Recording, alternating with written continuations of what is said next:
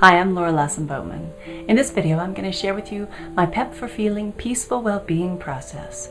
This is a great process to do whenever you're feeling anxiety or any other kind of negative emotion, worrying about something, stressing about something, feeling, upset about something. It's a great process to do when you're feeling that way because it really helps to remind you that your well-being and your happiness don't depend on how anything turns out in your life. It doesn't depend on how your finances are, what your work situation's like, what your relationship is like. It doesn't depend on anything.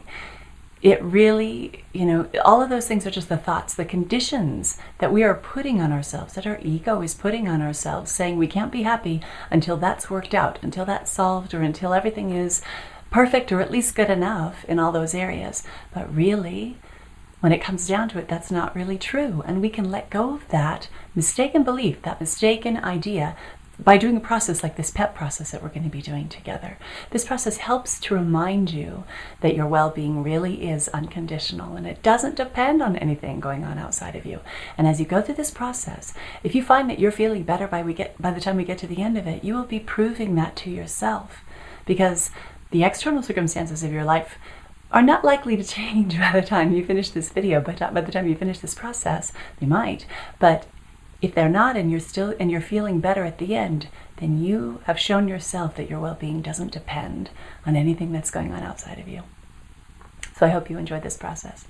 So we're going to be doing the first 12 phrases from my PEP for Feeling Peaceful Well-Being process, and I'm going to repeat it 3 times. And as we go through this, see if you can feel yourself aligning more and more with these phrases.